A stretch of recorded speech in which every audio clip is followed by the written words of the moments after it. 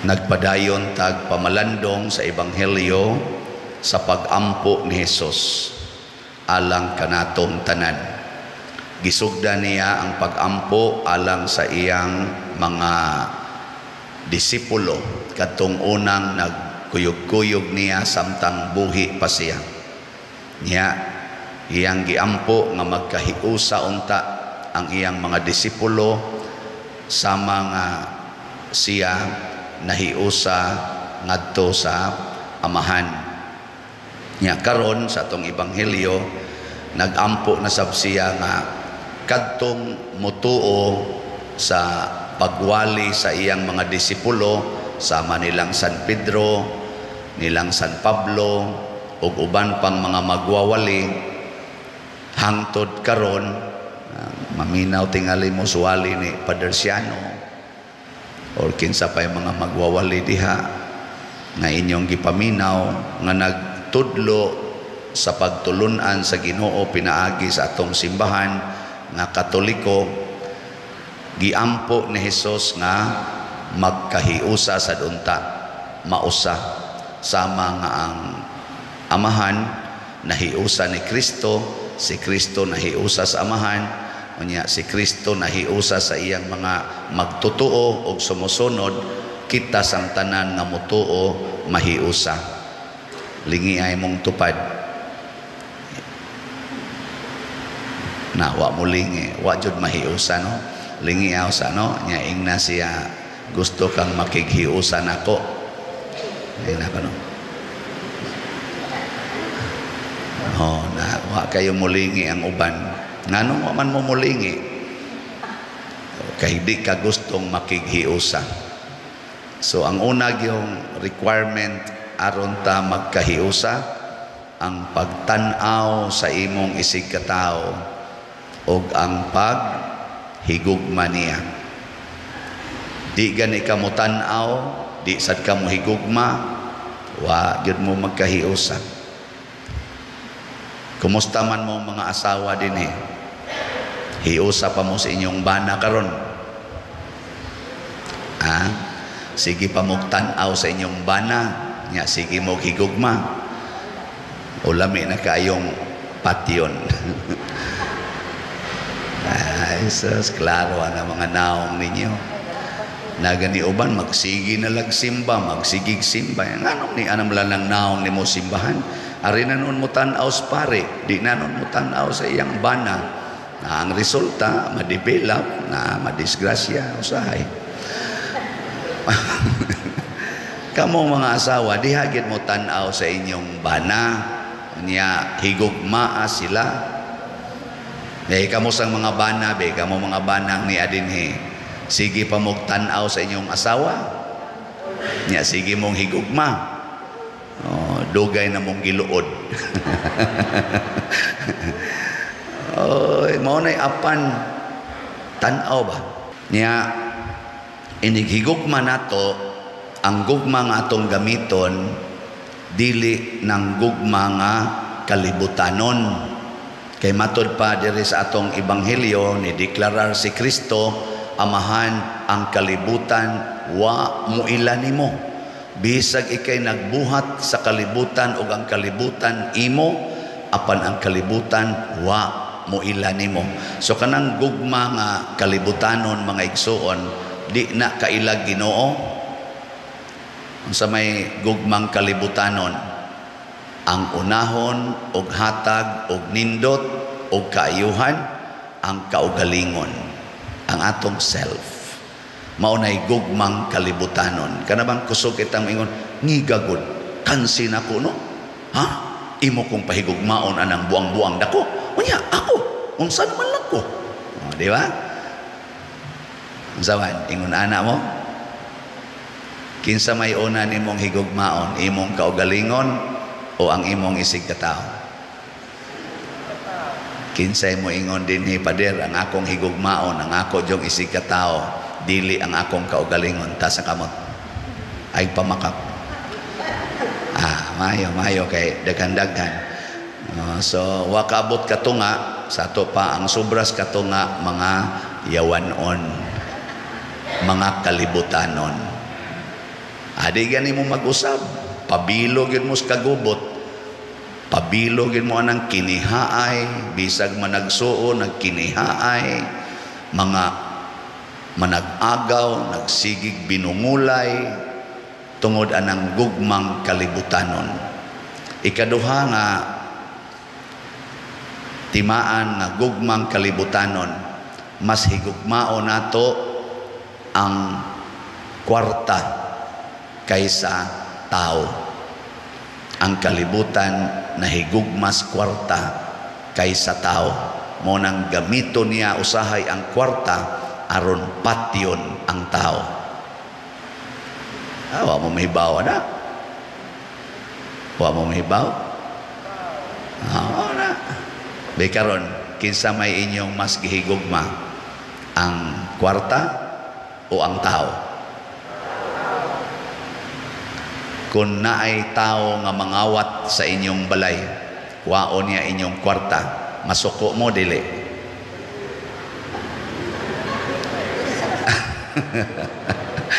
Inig kasuko nimo, mas gihigugma nimong kwarta kaysa tao. Imo pag yung kulatahon ang kawatan, bunugon pa, ipapriso pag yun, ingnon pag yun, may ratag madugta ka diyang buanga ka, adika ka, sikag pangawat buang buanga ka, kami gahago diri niya, ikay mangawat, anata. Mas nahigugma sa kwarta kaysa tao, yawanon ka. Na siya. Ang Ginoo mas nahigugma sa tao kaysa kwarta. Gani ang iyang sugo nagingon, kung dunay mukawat sa inyong butang, ayaw na kinig bawia. Kanindot anang sugo. Kinsay musunod ana ta sa kamo. Di ay duha ka buok diri unahan na. Ambot di ba kana sila mga bakakon. Amay mo kay kamo dia mga honest yun mo nga musunod gid mo sa kalibutanong gugma. Ikatulo na timaan nga ang atong gugma kalibutanon mao kini, mas pangitao nato ang kalipay kaysa pag-antos. Kanang muhigugma ta sa tao nga makalipay nato, maglago ta sa tao nga makapaantos nato. No? Kinsa dinhi ninyo ang sigig pangita o pag-antos aron malipay ang iyang isig ka tao. Taas ang kamot. Di ay usa. Yatira. Gikono, suway kono ninyo, ihurot o palit inyong kwarta sa slot aron malipay ang simbahan. Sige. Ay nagyod pagbilin bisag gamayng kwarta diha nimo nya ipalit og slot aron mag-antos kang wa kay kaon, wa kay kabayad sa kuryente, wa kay kapag-eskwela sa imong mga anak, maglakaw na lang ka padong sa imong trabahoan tungod og alang sa kalipay sa simbahan. Kinsay imong hatagan nata sa kamot.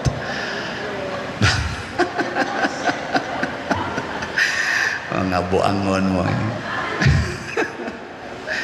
Mauna, ang resulta, wa ta magkahiusa. Bisan din hisod sa simbahan na nag-away. Bisan panahon magpista, inighumas pista na ay mga leader sa simbahan nga na nag-away. Unayon pag-away ang pari. I-appeal pa. No. Nga naman, tungod kay mas gihigugma nimo ang makalipay nimo kaysa makapaantos. Unsa may giingon ni Kristo? Kinahanglan kitang mag-antos halang sa kaluwasan sa atong isig ka tao. Pasana ang imong cross, kalimti ang imong kaugalingon. Mao ni makapahiusa nato.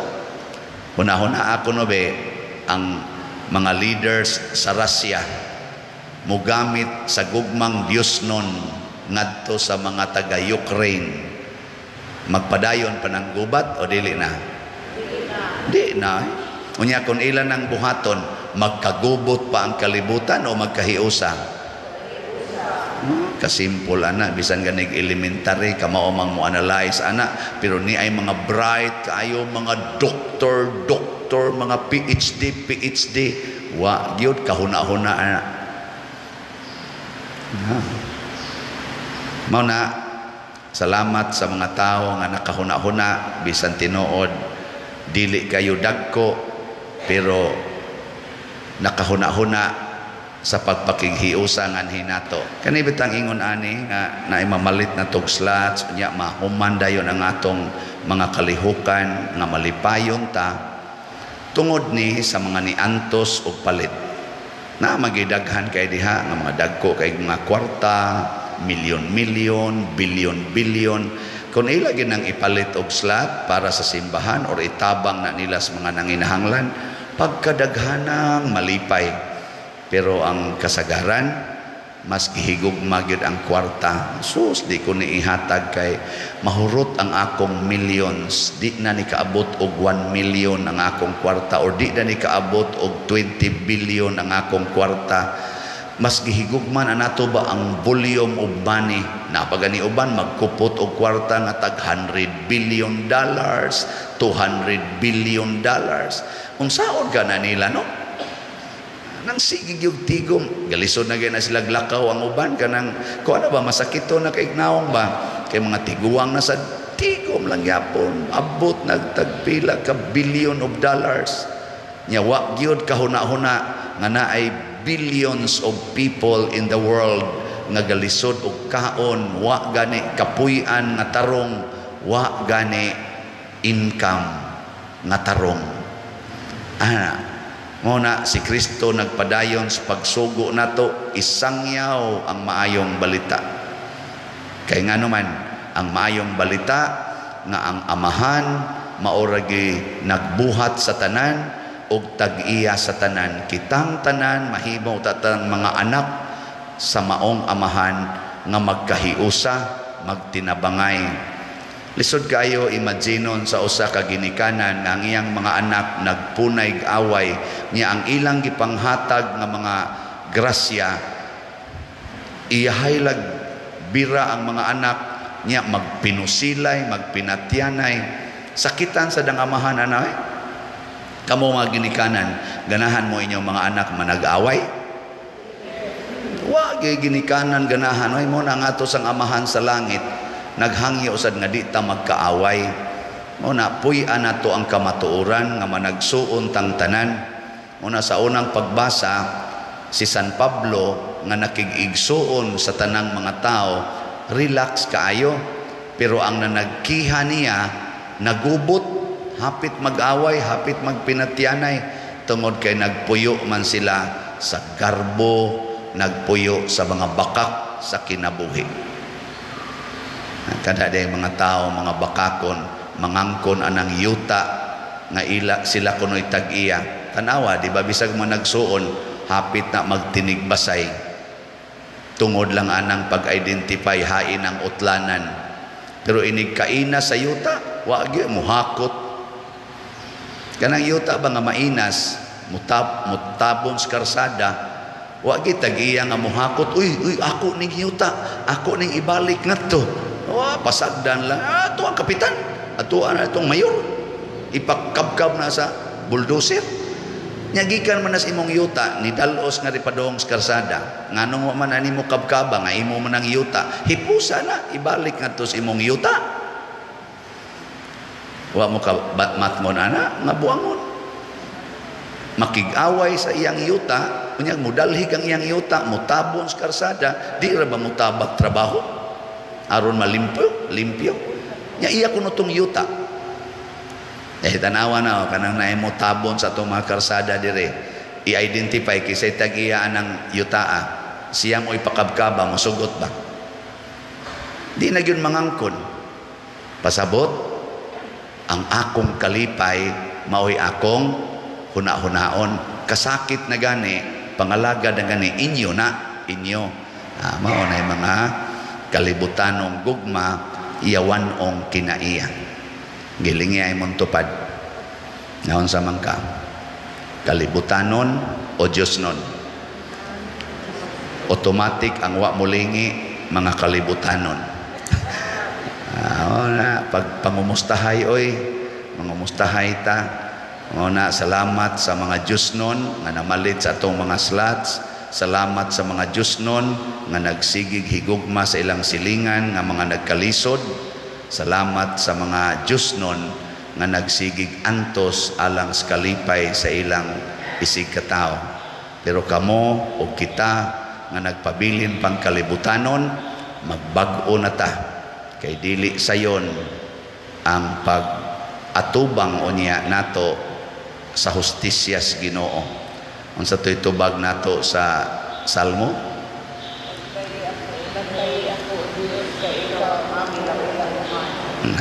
Ay kay mo ana, bantay ako o Dios.